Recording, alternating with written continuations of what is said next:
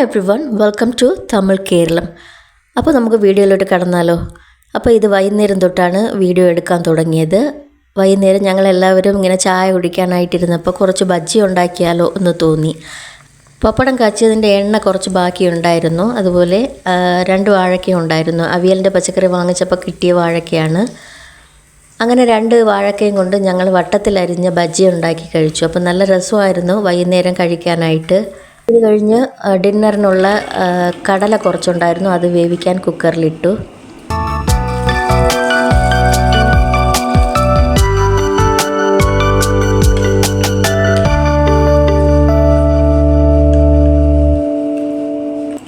കടല കാലത്തെ ഞാൻ വെള്ളത്തിൽ കുതിർത്തിട്ടതാണ്. വൈകുന്നേരം ചപ്പാത്തിക്ക് സൈഡ് ഡിഷായിട്ട് എല്ലാം കറി ഉണ്ടാക്കാമല്ലോ എന്ന് വിചാരിച്ചിട്ട് കാലത്തെ ഇട്ടതാണ്. അപ്പോൾ ഇന്ന് വൈകുന്നേരം ചപ്പാത്തിയാണ്. അപ്പോൾ ഞാൻ വെയിറ്റ് ഇട്ടു. ഇതൊരു 15 മിനിറ്റിനകത്ത് നല്ലോണം വെന്ത് കിട്ടും. അപ്പോൾ കടല വേവിക്കാനിട്ടതിൻ്റെ അടുത്ത് ഞാൻ കുറച്ച് മാവ് അരയ്ക്കാനായിട്ട് ഇട്ടിരുന്നു. എല്ലാ പണിയും ഒന്നിച്ചാണ്. അപ്പത്തിൻ്റെ മാവ് അരയ്ക്കാനിട്ടിരുന്നു. അത് കഴിഞ്ഞിട്ട് കുറച്ച് ചപ്പാത്തി മാവ് റെഡിയാക്കി വെച്ചിട്ടുണ്ട്. അപ്പോൾ ഇന്ന് രാത്രി ചപ്പാത്തിയാണ്. ചപ്പാത്തിയും കടലക്കറിയും. കടലക്കറി വളരെ സിമ്പിളായിട്ടാണ് ഉണ്ടാക്കുന്നത്. അപ്പോൾ നമ്മൾ ചപ്പാത്തിയൊക്കെ ചുട്ടെടുത്ത് കഴിയുമ്പോൾ തന്നെ മാവ് അരഞ്ഞ് കിട്ടും. അപ്പോൾ എല്ലാ ജോലിയും ഒരു സമയത്തിനുള്ളിൽ നടക്കും. അപ്പോൾ ചപ്പാത്തിയുടെ മാവ് റെഡിയാക്കി ഞാൻ ചപ്പാത്തി ചുടാൻ തുടങ്ങി. അങ്ങനെ ചുട്ടുകൊണ്ടിരിക്കുമ്പോഴാണ് കടല വെന്ത് കിട്ടിയത്. അപ്പോൾ അത് അടുപ്പിൽ നിന്ന് വാങ്ങി വെച്ചിട്ടുണ്ട്. ഇനി അടുത്തതായിട്ട് നമുക്ക് മാവ് അരഞ്ഞിട്ടുണ്ട്, അതും ഒന്ന് എടുത്ത് വയ്ക്കാം. അത് മാവ് എടുത്ത് വയ്ക്കുമ്പോൾ ഞാനിവിടെ ചപ്പാത്തി ഉണ്ടാക്കിക്കൊണ്ടിരിക്കുമ്പോൾ തന്നെ മാവ് ഫുള്ളായിട്ട് അരഞ്ഞ് കിട്ടി. അപ്പത്തിൻ്റെ മാവല്ലേ പെട്ടെന്ന് അരഞ്ഞിട്ടുണ്ട്. അപ്പോൾ അതും എടുത്ത് വെച്ചിട്ട് കൈയോടെ തന്നെ ഗ്രൈൻഡറെല്ലാം കഴുകി മാറ്റി വെച്ചിട്ടുണ്ട്. അതിനിടയ്ക്ക് മോള് ഒന്ന് ഹെൽപ്പ് ചെയ്യുന്നുണ്ട് ചപ്പാത്തി ഉണ്ടാക്കാനായിട്ട്.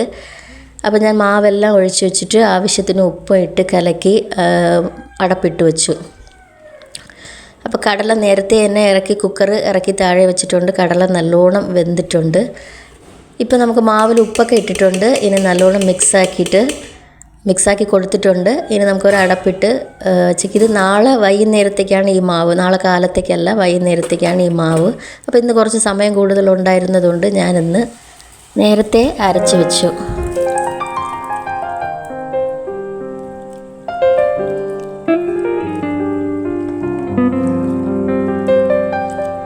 അപ്പോൾ ഞാൻ പറഞ്ഞില്ലേ, വളരെ സിമ്പിളായിട്ടാണ് കടലക്കറി ഉണ്ടാക്കിയത്. എണ്ണയിൽ സവോളയും തക്കാളിയും ഇഞ്ചി വെളുത്തുള്ളി പേസ്റ്റൊക്കെ ഇച്ചിരി വഴറ്റിയിട്ട് പിന്നെ വേവിച്ച കടല ഇട്ട് കൊടുത്തിട്ടുണ്ട്. നല്ലോണം വെന്ത കടലയാണ്. ഒന്ന് തിളച്ച് കുറുകിയപ്പോൾ തന്നെ അല്പം മല്ലിയിലയും പുതിനയിലയും ഇട്ടിട്ടുണ്ട്. പിന്നെ ഒരു രസത്തിന് വേണ്ടി കുറച്ച് ശർക്കര ഞാൻ ചേർത്ത് കൊടുക്കുന്നുണ്ട്. ഞാൻ എപ്പോഴും കടലക്കറി ഉണ്ടാക്കിയാലും കുറച്ച് ശർക്കര ചേർക്കാറുണ്ട്. ശർക്കര ചേർക്കുമ്പം ഒരു പ്രത്യേക ടേസ്റ്റ് കിട്ടും. അങ്ങനെ ഡിന്നറിനുള്ള ചപ്പാത്തിയും റെഡി, കടലക്കറിയും റെഡിയായി.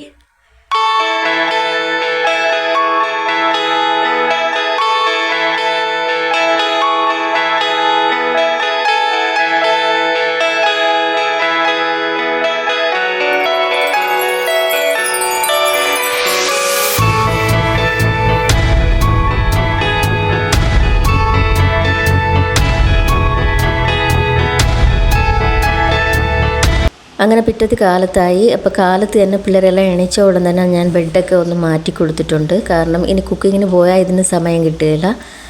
അതുകൊണ്ട് കാലത്ത് തന്നെ ബെഡ്ഷീറ്റൊക്കെ മാറ്റി തലയണയെല്ലാം അതിൻ്റെ കവറെല്ലാം മാറ്റിയിട്ടിട്ടുണ്ട്. അപ്പോൾ ഈ പണി ഇച്ചിരി നേരത്തെ നടക്കുമ്പോൾ തന്നെ കാലത്തെ എല്ലാ വർക്കും നമുക്ക് പെട്ടെന്ന് തീർക്കാനായിട്ട് ഒരു ഉന്മേഷം കിട്ടും. അപ്പോൾ ഞാൻ ബെഡ് ക്ലിയർ ആക്കിയിട്ടുണ്ട്. അതുപോലെ 2 തലങ്ങണയും റെഡിയാക്കി ഇട്ടിട്ടുണ്ട്. ഇനി നമുക്ക് കുക്കിങ്ങിലേക്ക് പോകണം. അപ്പോൾ ഇന്ന് കാലത്തെ എല്ലാ കുക്കിങ്ങും ഒന്നിച്ചാണ്. കാലത്തുള്ളതും ഉച്ചയ്ക്കുള്ളതും എല്ലാം ഒന്നിച്ചാണ് നടക്കുന്നത്. ഞാൻ പറഞ്ഞില്ലേ, ഇന്ന് പുട്ടാണ് കാലത്ത്.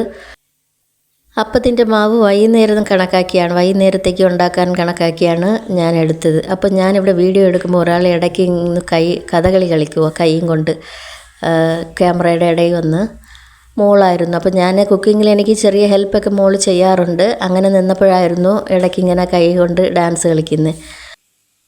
മുരിങ്ങയ്ക്കയും ഉരുളക്കിഴങ്ങും കൊണ്ട് ഒരു അവിയലുണ്ടാക്കി. അത് നല്ല അടിപൊളി അവിയലാണ്. അതിൽ വേണമെങ്കിൽ നമുക്ക് തക്കാളി ചേർത്ത് കൊടുക്കാം, കുറച്ചുകൂടി നല്ലൊരു ടേസ്റ്റ് കിട്ടും. പക്ഷേ ഞാനിന്ന് തക്കാളി ചേർത്തിട്ടില്ല.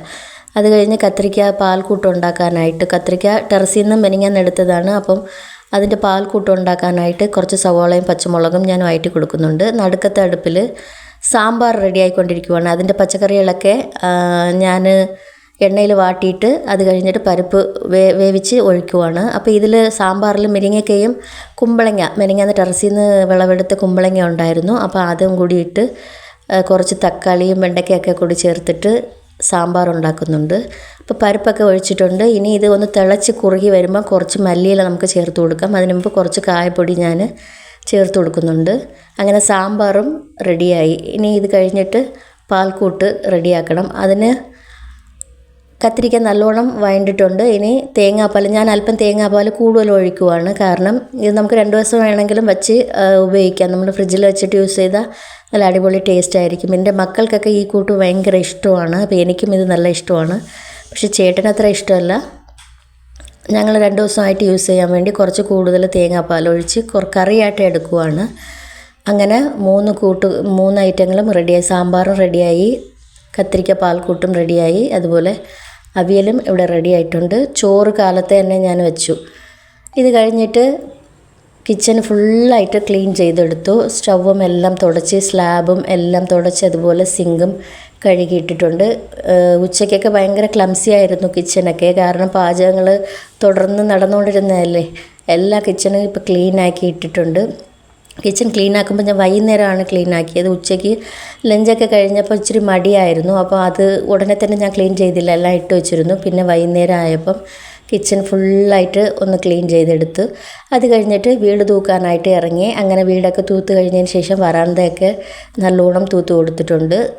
തൂത്ത് കൊടുത്തിട്ട് കുറച്ച് കഴുകി ഇടാനുണ്ടായിരുന്നു. കാരണം ഒരുപാട് ഡസ്റ്റും വീട്ടിൻ്റെ മുൻവശത്ത് റോഡിൻ്റെ അരികിലുള്ള വീടല്ലേ, എപ്പോഴും നോക്കിയാലും ഡസ്റ്റ് ഉണ്ടാവും. അങ്ങനെ പടിയൊക്കെ ഞാനൊന്ന് കഴുകി കൊടുക്കുവാണ്. അപ്പോൾ ആഴ്ചയിൽ ഒരിക്കൽ ഒരു ദിവസം ഇങ്ങനെ കാർ പോർച്ചൊക്കെ കഴുകി കൊടുക്കാറുണ്ട്. അന്ന് കാറും എല്ലാം കഴുകും, കാർ പോർച്ച്, അതുപോലെ ഈ പടിയെല്ലാം നല്ലോണം കഴുകി കൊടുക്കാറുണ്ട്. അതുപോലെ ഫ്രണ്ടിൽ നിൽക്കുന്ന ചെടികൾക്കും അന്നാണ് വെള്ളം ഒഴിക്കുന്നത്. കാരണം അത് ഷാഡോ പ്ലാന്റ്സ് ആണല്ലോ, വെയിൽ അത്രയ്ക്ക് ആ സ്ഥലത്ത് വെയിൽ കൂടുതലുണ്ടാവില്ല. അങ്ങനെ പടിയൊക്കെ കഴുകി കൊടുത്തതിന് ശേഷം ഞങ്ങൾ ടെറസിലേക്ക് കയറി. കുറച്ച് ചെടികൾക്ക് വെള്ളം ഒഴിക്കാനുണ്ട്. അതുപോലെ കുറച്ച് ചെടികൾ പിഴുതെടുക്കാനും ഉണ്ട്. ഇത് വേസ്റ്റ് ചെടികളൊക്കെ വളർന്ന് നിൽക്കുവാണ്. അങ്ങനെ കുറച്ച് ചെടികളൊക്കെ പിഴുത് മാറ്റി. ഇത് റാഡിഷിൻ്റെ ചെടിയാണ്. ഇതിൻ്റെ ഇടയ്ക്ക് കുറച്ച് പുല്ലൊക്കെ മുളച്ചിട്ടുണ്ട്. അപ്പോൾ അതൊക്കെ ഞാൻ പിഴുതെടുത്ത് കൊടുക്കുന്നുണ്ട്. തൊട്ടടുത്ത് നിൽക്കുന്നത് സ്വീറ്റ് പൊട്ടറ്റോയാണ്. അത് ഇപ്പോഴാണ് കിഴങ്ങ് വച്ച് വരുന്നത്. ഇനി 2-3 മാസത്തിലേക്ക് നമുക്കത് പിഴുതെടുക്കാം. ഈ വീഡിയോ ഇഷ്ടപ്പെട്ടിട്ടുണ്ടാവുമെന്ന് കരുതുന്നു. മറ്റൊരു ഇൻട്രസ്റ്റിംഗ് ആയ വീഡിയോയിലൂടെ നമുക്ക് വീണ്ടും കാണാം.